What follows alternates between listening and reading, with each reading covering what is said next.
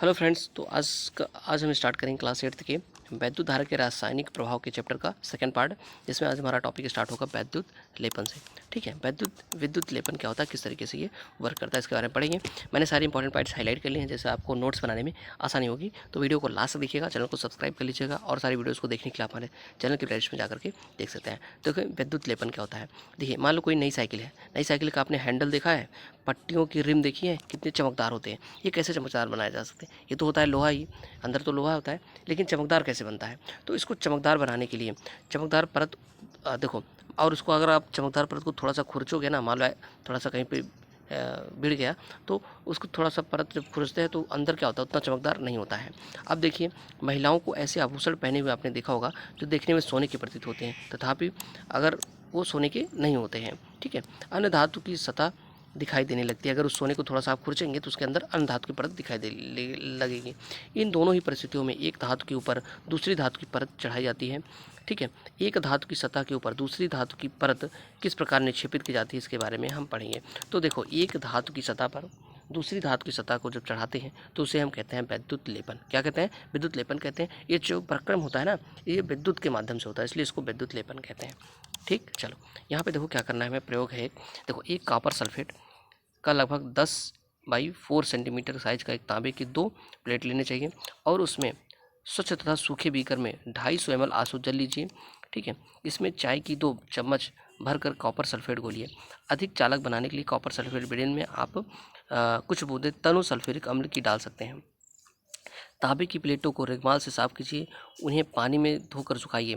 तांबे की प्लेटों को एक बैटरी के धन टर्मिनल से संयोजित कीजिए और उन्हें कॉपर सल्फेट के विलयन में डुबाइए। तो यहाँ पे देख सकते हैं, ये देखो तांबे की प्लेट है, ठीक है और ये कॉपर सल्फेट का विलयन है। यहाँ पे हमने बैटरी जोड़ दी है और विद्युत धारा प्रवाहित करते हैं। तो इसमें क्या होता है, लगभग 15 मिनट तक विद्युत धारा प्रवाहित होने के बाद क्या होता है, जब विलयन में से इलेक्ट्रोडों को हटाते हैं तो सावधानीपूर्वक उसमें देखिए तो क्या होता है, इसको मैं आपको बताता हूँ। देखो, कॉपर सल्फेट विलयन में वैद्युत धारा प्रवाहित की जाती है, तो कॉपर सल्फेट कॉपर तथा सल्फेट में वियोजित होता है। जो कॉपर सल्फेट का विलयन है, ये देखो, ये जो विलयन है ना, ये कॉपर और सल्फेट में ब्रेक हो जाता है। ठीक है, और जब ब्रेक हो जाता है तो फिर क्या होता है, जो स्वतंत्र कॉपर होता है बैटरी के ऋण टर्मिनल से संयोजित हो जाता है। नोट कर लेना, कहाँ पे जाता है कॉपर, कॉपर जो हो जाता है आपका, वो ऋण टर्मिनल से संयोजित इलेक्ट्रोड की ओर आकर्षित होता है और उस पर क्या होता है, निक्षेपित हो जाता है, यानी कि लेपित हो जाता है।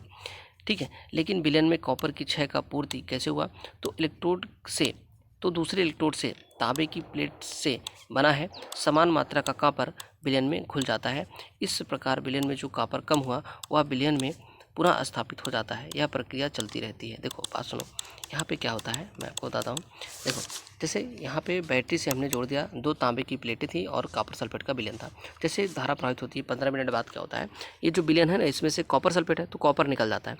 कॉपर निकल करके जो ऋण टर्मिनल, ऋण कौन सा है, देखो ये बड़ा वाला लाइन प्लस होता है और छोटी वाली लाइन माइनस होती है, तो ये माइनस वाला जो टर्मिनल है, इस पर कॉपर सल्फेट विलयन से कॉपर निकलेगा और इसके ऊपर लेपित हो जाएगा, निक्षेपित हो जाएगा। ठीक, अब चूंकि विलयन से कॉपर तो निकल गया, तो और कॉपर कहाँ से आएगा उसमें, क्योंकि बराबर होना चाहिए, तो ये जो हमारा ऋण टर्मिनल है, यहाँ से कॉपर निकल के उस विलयन में चला जाएगा। बात सुन रहे हैं, कॉपर सल्फेट के विलयन से कॉपर निकल के इस पे आ जाएगा ऋण टर्मिनल पे, और प्लस वाले टर्मिनल से कॉपर उतना निकल के विलयन में चला आएगा, जिससे मात्रा बराबर रहे। ठीक है, चल आगे चलते हैं। अब देखिएगा इसका अर्थ हुआ कि विद्युत लेपन प्रक्रिया में एक इलेक्ट्रोड से कॉपर दूसरे इलेक्ट्रोड को स्थानांतरित होता है। एक इलेक्ट्रोड से जो कॉपर होता है दूसरे इलेक्ट्रोड पे चढ़ जाता है। ठीक है, अब देखिएगा, बूझो को तांबे की केवल एक प्लेट ही मिल गई, इसलिए उसने तांबे की प्लेट के स्थान पर अब कार्बन की छड़ को बैटरी के ऋण टर्मिनल से, कहाँ पे, देखो, ऋण टर्मिनल से संयोजित कर दिया। उसके बाद कार्बन की छड़ पर तांबे की परत चढ़ाने में सफलता प्राप्त की। देखो, हमने क्या बताया था कि जो प्लस वाला टर्मिनल, मान लो ये प्लस वाला है, प्लस वाला किसका है, कॉपर का है। ठीक, कॉपर का है। अब जो माइनस वाला है उसको इसने बना दिया किसका, कार्बन का। किसका बना दिया, कार्बन का। तो जो कॉपर होगा ना, विलयन से निकल के किस में जाता है, माइनस वाले में, यानी कि कार्बन पर आपकी कॉपर की परत चढ़ जाएगी, और जो कॉपर कम होगा विलयन में, वो प्लस वाले कॉपर की जो प्लेट है उससे विलयन में चला जाएगा। ठीक है, तो ध्यान रखना, कार्बन की छड़ को ऋण टर्मिनल से जोड़ते हैं और इसमें क्या होता है, जो तांबे की परत होती है वो कार्बन पर चढ़ जाती है, क्योंकि क्या होता है, ऋण टर्मिनल पर ही कॉपर जाता है निकलने के बाद। ठीक है, आगे चलते हैं। देखो, वैद्युत धारा किसी पदार्थ पर किसी वांछित धातु की परत निक्षेपित करने की प्रक्रिया को वैद्युत लेपन कहते हैं। इसको मैंने आपको बता दिया, परिभाषा नोट कर लीजिएगा। यह वैद्युत धारा के रासायनिक प्रभाव का एक सर्वाधिक सामान्य उदाहरण है। तो 2-3 उदाहरण मैंने पहले आपको बताया था रासायनिक प्रभाव का। रंग में परिवर्तन होता है, ठीक है, और गैसेस निकलती हैं, ठीक है, और 2 प्रभाव बताए, 3 प्रभाव वहाँ पे बताए थे, 2 एक प्रभाव यहाँ पे हो गया वैद्युत लेपन, ये भी रासायनिक प्रभाव ही है। वैद्युत लेपन अत्यंत उपयोगी प्रक्रम है। उद्योगों में धातु की वस्तुओं पर किसी दूसरी धातु की पतली परत विलेपित करने के लिए इसका व्यापारिक रूप में प्रयोग किया जाता है। विलेपित किए जाने वाली धातु की परत में कुछ वांछित गुण होते हैं जो उस धातु में नहीं होते हैं जिस पर निक्षेपित किया जाता है। उदाहरण के लिए अनेक वस्तुओं जैसे कार के कुछ भागों, स्नान गृह की टोटी, गैस बर्नर, साइकिल का हैंडल, पहिए की रिम आदि पर क्रोमियम का लेपन किया जाता है। देखो यहाँ पे इसको नोट कर लेना, क्रोमियम का लेपन क्यों किया जाता है। सब पे यहाँ पे नोट कर लेना, जैसे जो नल की टोटी होती है चमकदार होती है, गैस बर्नर होते हैं, और जो कार वगैरह के जो चमकदार भाग होते हैं उन पे क्रोमियम का लेपन किया जाता है। क्यों किया जाता है? क्रोमियम चमकदार दिखाई देता है। क्या होता है? क्रोमियम बहुत चमकदार होता है, यह संक्षारित नहीं होता है, खरोंचों का प्रतिरोध करता है, तथापि क्रोमियम बहुत महंगा है। तो अगर हम पूरा मान लो हैंडल बनाते हैं साइकिल की, पूरा क्रोमियम से बना दिए तो बहुत महंगा हो जाएगा। तो फिर क्या करते हैं, लोहे का बनाते हैं, और लोहे के बना के इस पर क्या करते हैं, क्रोमियम को चढ़ा देते हैं, ठीक है, तो सस्ते में बन जाता है। बस यही, ऊपर ऊपर से क्रोमियम रहता है।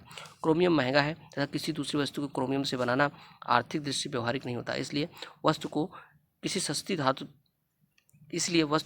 सस्ती धातु से बनाया जाता है और उस पर केवल क्रोमियम की परत चढ़ा दी जाती है, निक्षेपित की जाती है। आभूषण बनाने वाली सस्ती धातुओं पर चांदी तथा सोने का वैद्युत लेपन किया जाता है। याद रखना, जो सस्ते वाले आभूषण होते हैं, रोल गोल्ड से होता है, तमाम चीज़ें जो होती है उन पर चांदी तथा सोने का वैद्युत लेपन किया जाता है, और वास्तव में चांदी और सोना नहीं होते हैं। आभूषण देखने में चांदी सोना जैसे लगेगा, लेकिन वो नहीं होता है। देखो यहाँ पे, देखो यहाँ पे आप देखोगे देखो बाइक का चमकदार देख रहे हो, एक कार देखो चमकदार बनाई गई है, या ये सारे देखो बर्तन वगैरह, साइकिल के हैंडल, ये सारे चमकदार हैं। तो क्या है, क्रोमियम से बने हैं? नहीं, ये बने हैं आयरन से, लोहे से बनते हैं, लेकिन इन पे परत चढ़ा दी जाती है, किसकी? क्रोमियम की, ठीक है। अब सस्ते में भी मिल जाते हैं और अच्छा भी लगता है। खाद्य पदार्थों के भंडारण के लिए किए जाने वाले टिन के डिब्बों में लोहे के ऊपर टिन का वैद्युत लेपन किया जाता है। तो जो आप टिन का डिब्बा देखते हो घरों में, आपने देखा होगा, वो टिन का नहीं होता है, वो वास्तव में किसका होता है? लोहे का होता है। किसका होता है? लोहे का। और उस पर क्या करते हैं, टिन के डिब्बों में लोहे के ऊपर टिन का विद्युत लेपन किया जाता है, यानी कि उस पर टिन का लेपन होता है। टिन लोहे से कम क्रियाशील होता है। इस प्रकार खाद्य पदार्थ लोहे के संपर्क में नहीं आते हैं और ख़राब भी नहीं होते हैं।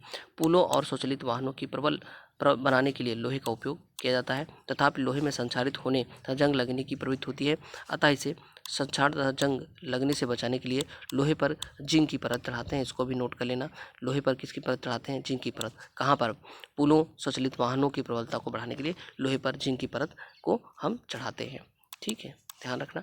अब देखिएगा, विद्युत लेपन कारखानों में उपयोग किए जा चुके विलयनों का निपटारा किया जाना भी मुख्य समस्या है। यह एक प्रदूषणकारी अपशिष्ट होता है, तथा पर्यावरण संरक्षण के लिए विशेष प्रकार के प्रदूषकों के निपटारे के लिए विशिष्ट दिशा निर्देश दिए गए हैं। देखो यहाँ पे क्या चीज़ है, जैसे जो विद्युत लेपन किया जाता है उसमें विद्युत लेपन कारखानों में जो प्रयोग किया जाता है विलयन, उसको भी, उसका निपटारा भी सही से करना चाहिए, क्योंकि वो क्या होता है, वो प्रदूषण का कारण बनता है, ठीक है। आइए कुछ क्वेश्चन देख लेते हैं। जैसे यहाँ पे क्वेश्चन दिया है, कह रहा है विद्युत चालन करने वाले अधिकांश द्रव ठोस, द्रव तथा गैस के विलयन होते हैं। तो देखो, विद्युत चालन करने वाले अधिकांश द्रव किसके? अम्ल, एसिड, ठीक है, क्षार, बेस, और लवण यानी कि सॉल्ट के विलयन होते हैं। ये मैंने आपको अभी पढ़ाया था, ठीक है, कि जो विद्युत चालन करने वाले अधिकांश जो द्रव होते हैं वो अम्ल, क्षार और लवण के विलयन होते हैं।